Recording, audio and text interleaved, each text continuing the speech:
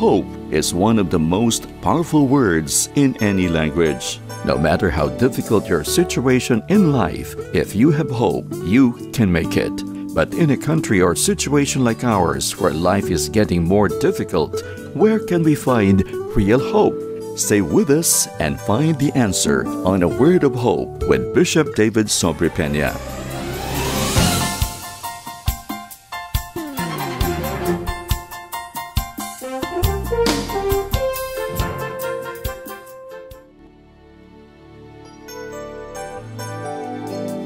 In the opening verse of Ephesians chapter 3, verse 20, Paul makes a strong declaration: God is able. In order for us to live the lives that God has planned for us, to be firmly planted in God's Word, Paul says, God can do this. And so it is possible to have this life and this faith. God can do it, not us, not because we deserve it or are deserving. Bishop David Sobripena's sermon, Possibility of Living Beyond All Limits, contains additional information.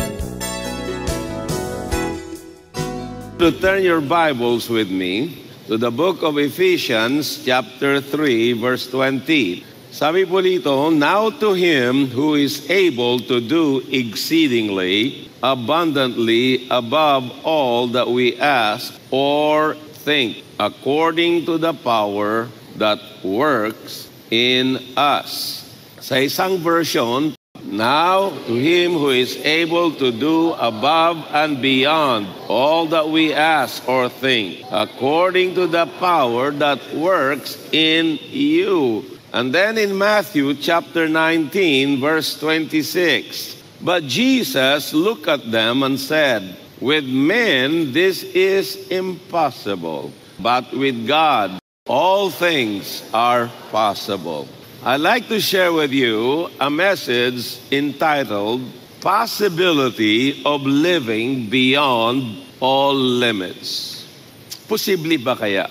Tayong lahat ay merong pong mga limitasyon. Meron tayong mga hinaharap na mga kahirapan at tila bagang hindi tayo makaalpas sa mga problema. Marami nga nagsabi sa akin, ang buhay ko sa mundong ito ay puro kahirapan, walang ginhawa. At giginhawa na lang siguro, sabi nila, pag wala na tayo sa lupang ibabaw, pag namatay na. O kaya sa mga Kristiyano na they are very positive ng kanilang relasyon sa Panginoon, na doon na lang tayo sa langit magkakaroon ng ginhawa. And of course, yon ang ultimate na ginhawa na ibibigay ng Panginoon.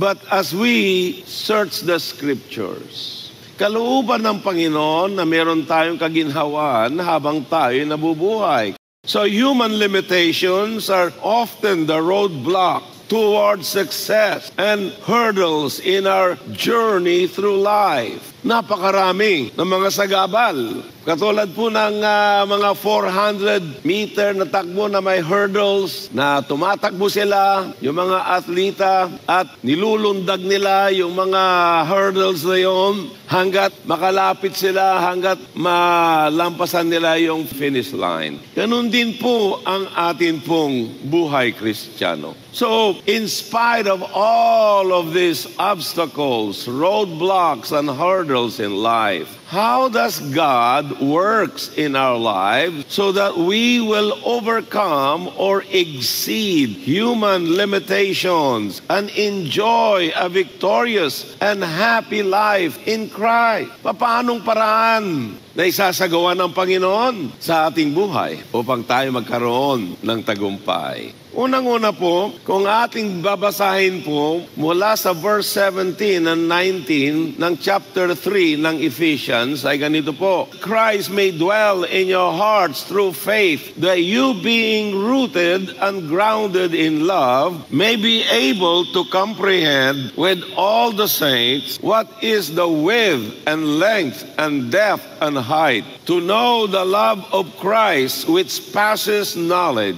that you may be be filled with all the fullness of God. So unang-una po na isasagawa ng Panginoon kung bakit ito ay posible na tayo po can live above or beyond our limits. God's love sustains us to overcome our limitations.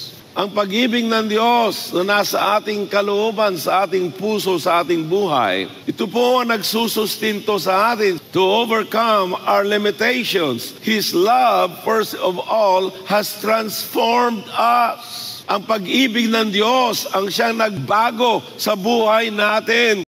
I want you to look at Ephesians chapter 2, verse 2 to 6. It says, in which you once walked according to the course of this world, according to the prince of the power of the air, the spirit who now works in the sons of disobedience, among whom also we all once conducted ourselves in the lust of our flesh, fulfilling the desires of the flesh and of the mind, and were by nature children of wrath, just as the others. And then I like the word but in verse 4, but God. You know, the scriptures has used this many times in the scripture. Itong napangyayari, but God, who is rich in mercy because of His great love with which He loved us, even when we were dead in trespasses, made us alive together with Christ. By grace you have been saved, and raised us up and made us sit together in heavenly places in Christ Jesus. So, ang pag-ibig ng Diyos transformed us, binago tayo ng pag-ibig ng Diyos. God wants us to appreciate the dimension of His love.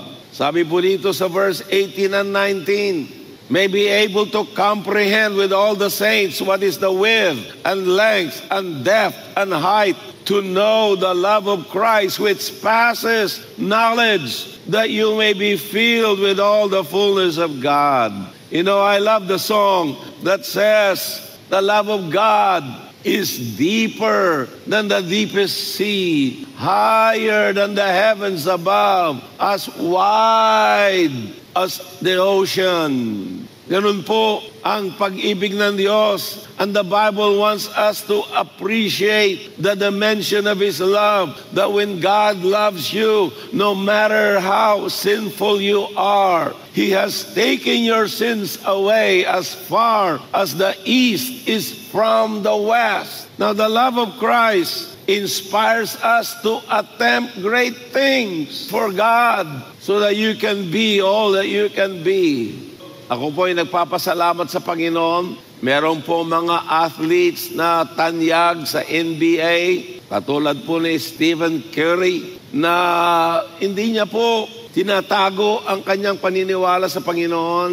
Ang pag-ibig ng ina natin ay it can only do so much to inspire us to attempt great things. Pag-ibig ng ama, pag-ibig mo sa iyong kapwa, sa asawa, pag-ibig mo sa kapatid. But let me tell you, the love of Christ is the greatest inspiration for you to attempt great things for your life and for the glory of God.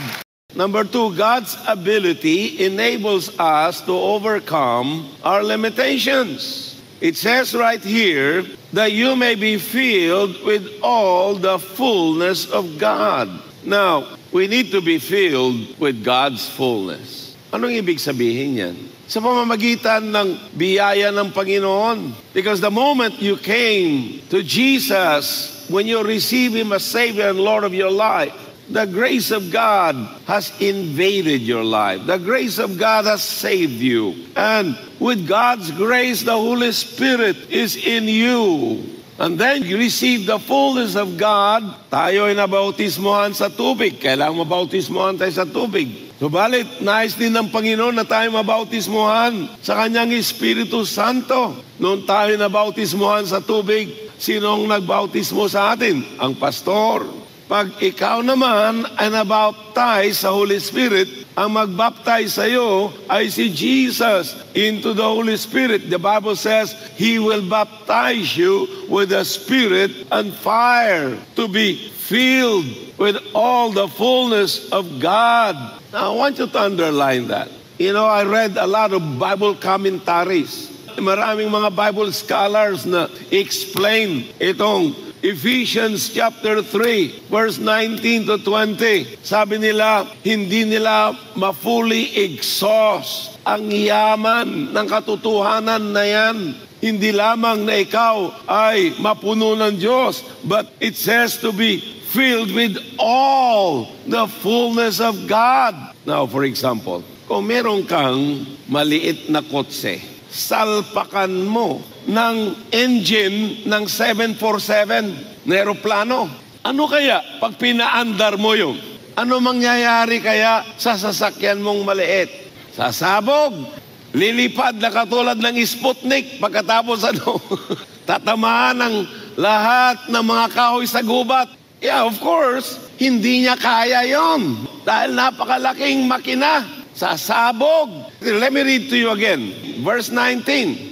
To know the love of Christ which passes knowledge, that you may be filled with all the fullness of God. Hindi lang with some or little, with all the fullness of God. Ibig sabihin niyan, yung buhay mo ay hindi lamang puno, nag-uumapaw ng fullness of God, ng kanyang pag-ibig sa iyo, yung kanyang power sa buhay mo. Ang maganda lang nito ay yung ating illustration na yung maliit na sasakyan, nilagyan mo, sinalpakan mo ng makina ng jet engine ng 747, yun ay mawawasak. Subalit ang kapangyarihan ng Diyos ay hindi niya sisirain ang buhay mo, bagkos magkakaroon ka ng kalakasan, ng abilidad, ng kakayahan, ng wisdom, ng pag-ibig na kakaiba sa lahat upang maalpasan mo anumang klaseng problema na dadaan sa iyo. God's ability enables us to overcome our limitations. Yung abilidad ng Diyos na ipinagkaloob niya sa iyo. The moment that you receive the fullness of God, all the grace and the gifts that God has promised to give to us, ay inangkin mo, tinanggap mo sa pamamagitan ng pananampalataya. At dahil doon, all things are possible, as well as anything is possible with God. Ang story po ng Word of Hope ay based po sa katotohanan na ito. Papasalamat tayo sa Panginoon. Yung nag-umpisa po tayo ng Word of Hope, alam po ba ninyo, yung nag-start tayo ng pagpatayo ng building na ito? Ilan-ilan lang noon ang ating mga miyembro na may sasakyan. Nasa Paramount tayo noon. Meron lamang pong siguro mga 8 o 10 sasakyan sa Paramount. Lumang-luma pa. Yung mga sasakyan na Cortina GT. Yung Toyota na Macho. Meron pa yung mga Harabas na sasakyan. At ang sahod noon, kung meron kang trabaho, ay 250 pesos, 275 pesos per day. Kung may trabaho ka noon, hirap kaya ng buhay noon. And sabi ko, Lord, paano ito? Paano makapag-build ng building?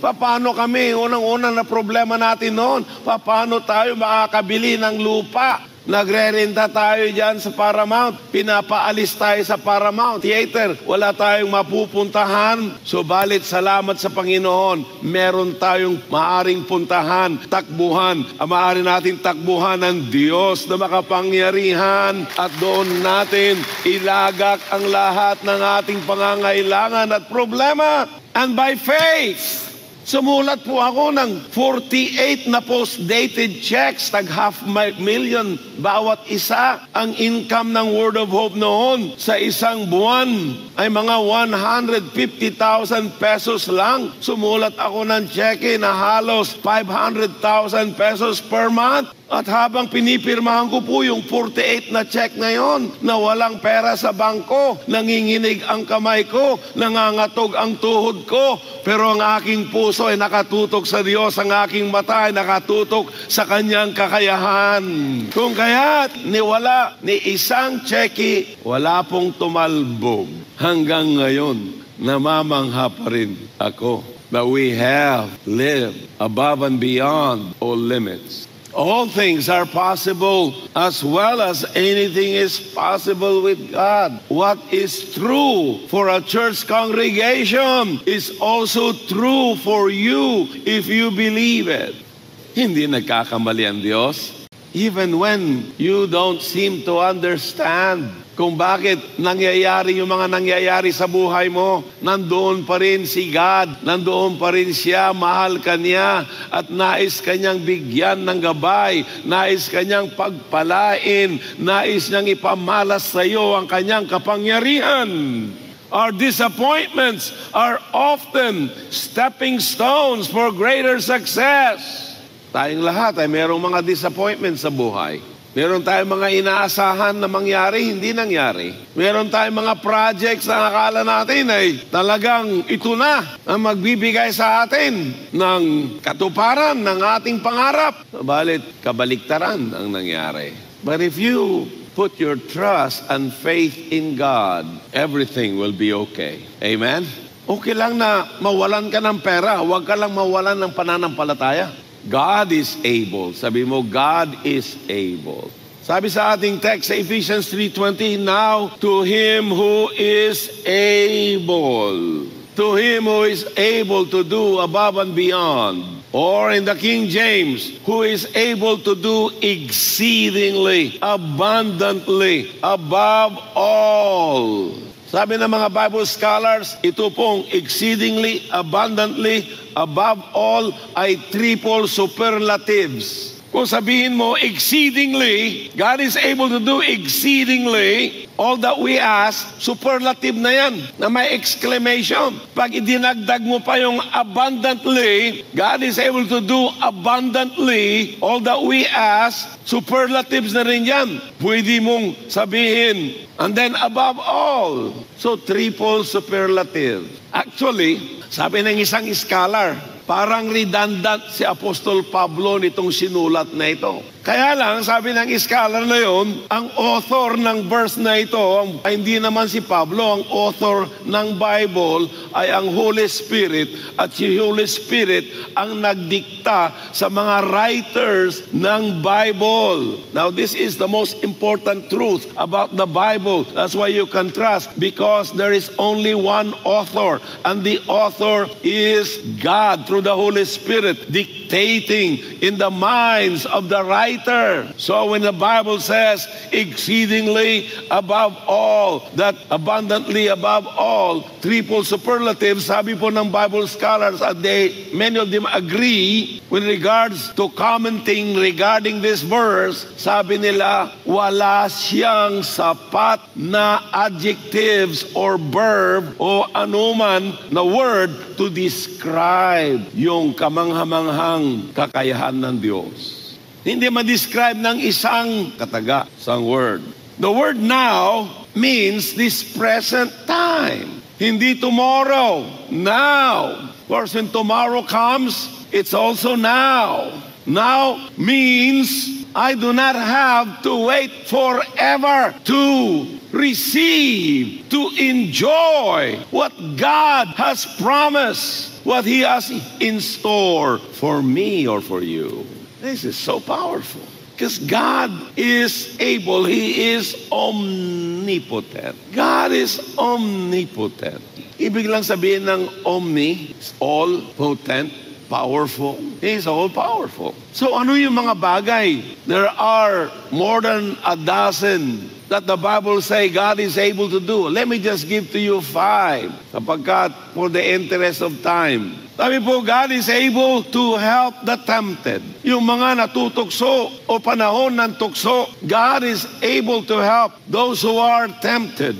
In 1 Corinthians chapter 10, verse 13, Sabi po sa verse 13, no temptation has overtaken you except such as is common to man. But God is faithful. Sabi mo, God is faithful, who will not allow you to be tempted beyond what you are able, but with the temptation also make a way, or the way of escape, that you may be able to bear it. Siya magbibigay sa iyo ng abilidad upang mapagtagumpayan mo ang tukso.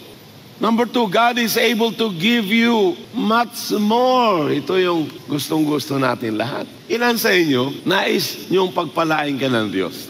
Nais niyo magkaroon ng tagumpay? Nais niyo na puno ang bulsa niyo? May pangbayad ng renta? May pangbayad sa gasolina? Alam niyo yung sikrito nito? Para bigyan kayo ng Diyos ng so much more. Mawala yung greed, mawala yung selfishness sa buhay mo. Hindi upang, tingnan niyo ako, mayaman ako ngayon. Keep your humility. Don't be selfish. Kasi kung minsan tayo mga Pinoy, kapag umangat, parang, nagiging mata pobre. But if you want to glorify God, give Him glory. Take away greed. Take away selfishness. Open your heart. Give, and it shall be given unto you. Good measure, pressed down, shaken together, running over, shall be put into your bosom or to your lap. That is what it means that God is able to give you so much more. It says in 2 Chronicles 25:9, yung last phrase, the Lord is able to give you much more than this.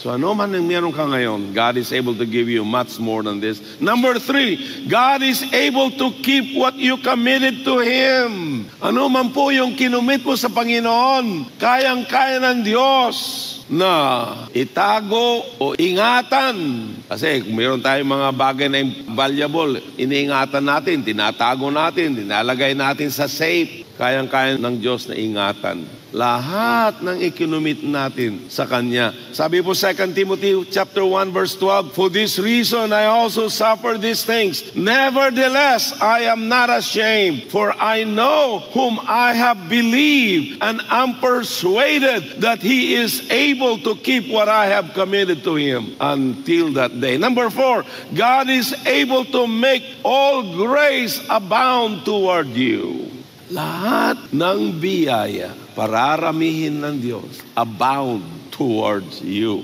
In 2 Corinthians chapter 9 verse 8, God is able to make all grace abound towards you, that you always having all sufficiency in all things. Sabihin mo, sufficiency in all things.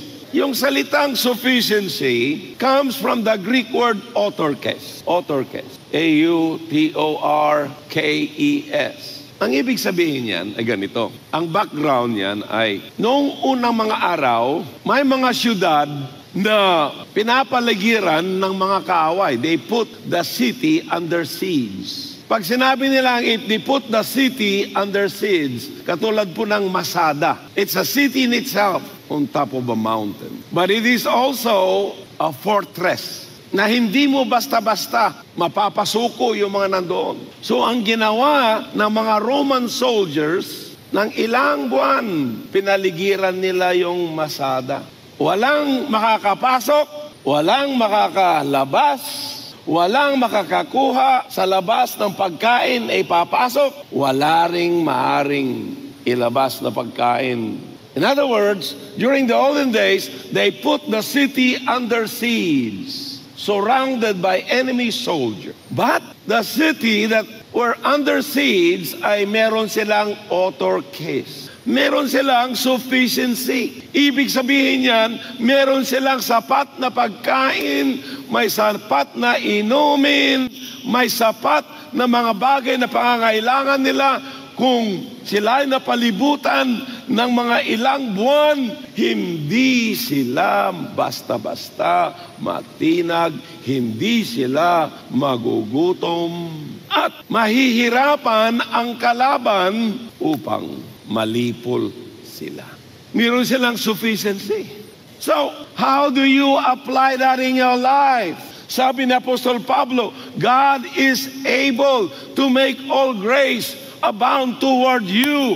Tayong mga Kristiyano, by faith, because of God's love, because of God's grace, because of God's ability, you have sufficiency in Christ. Number 5, God is able. Ito na yung ating text. To do exceedingly above all that we ask or think. God is able to do above and beyond all limits. Above all that we ask or think. Sa ibang translation, it uses the word imagination. Ask, and you shall receive, the Bible says. Seek, and you shall find. Knock, and it shall be opened. But I like the word think, imagination. Do you know that our imagination is powerful? That's how dreams are formed. Yung ating imagination. Lahat na tinatamasa natin ngayon ng mga high-tech, yung ating mga cellphone, yung mga ibang mga technology, it was the product of human imagination. But let me tell you, my brothers and sisters, God is able to use your holy imagination. At the same time that God can help you with your imagination, the devil is also using people's imagination by corrupting their minds. But if you have the Lord in your life, if you can conceive in your mind and you can believe it, it will happen in your life. Because God wants us to experience His supernatural abilities to do things that we are unable to do by ourselves. Yan po ang talagang lesson nitong mensahe na ito, na hindi natin kayang gawin, na nag-iisa tayo sa ating sariling lakas, sa ating sariling sikap, sa ating sariling talino. Kaya ng Diyos na i-activate ang buhay mo sa pamamagitan ng pananampalataya upang ito'y mapangyari sa iyo at sa akin. God's power, number 3, energizes us to overcome our limitations. Katulad din ng mga cellphone. Lobat, hindi ka makatawag. Kung kaya ang problema ng mga Kristiyano ngayon, lalong-lalo na dahil dumaan tayo ng pandemya, maraming mga lobat na Christians. Kailangan natin ma-fully charged, hallelujah, by the Spirit of God. As the Bible says, strengthened with might through His Spirit, tayo magiging fully charged. If we are strengthened with might through the Holy Spirit, we need to be filled with all the fullness of God. Let the power of God be working in us, in you. Kailangan mapalakas yung ating inner person. Hindi lang na nag-exercise ka, pumupunta ka sa gym upang mapalakas yung kamay mo, mga muscles mo. More importantly, your spiritual muscles must be strengthened. And here is the good news. God's power is already working in us. So if you read that verse again, Ephesians 3:20, sabi po dito, now to Him who is able to do exceedingly abundantly above all that we ask or think, according to the power that works in us. Ibig sabihin yan, God's power is already working in you. It's already working in us. Because the truth is, you already have the power in you. Kahit na baby Christian ka pa lang, may kapangyarihan ka na. Kahit matagal ka, kahit na anong problema mo ngayon, meron ka ng kapangyarihan, meron kang kakayahan, meron kang kalakasan. Kailangan mo lang na i-activate ang kapangyarihan na yun. Because the Bible says, greater is He who is in you than he who is in the world. I believe that the Holy Spirit is speaking in your hearts this very moment about your need of Jesus Christ as personal Lord and Savior. I want you to pray this prayer sincerely. Lord Jesus, Patawarin mo po ako sa aking mga kasalanan. Tinatanggap kita bilang sarili kong tagapagligtas at Panginoon ng aking buhay. Ako po ay naniniwala na ikaw ay napako sa krus dahil sa aking kasalanan, namatay subalit nabuhay na maguli upang bigyan ako ng bagong buhay at pag-asa sa buhay na walang hanggan. Sabihin mo, Lord, I thank you for saving my soul. This I pray in Jesus' name. Amen. If you prayed that prayer, we believed you got born again. Please let us know by texting 0999-955-4211 or send us an email to dwbl@wordofhope.ph or follow us on Facebook. You may also visit our website www.wordofhope.ph. A Word of Hope can be heard on Fridays, Saturdays, and Sundays at 8 p.m. to 8:30 p.m. here at 702 DZAS, Agapay ng Sambayanan.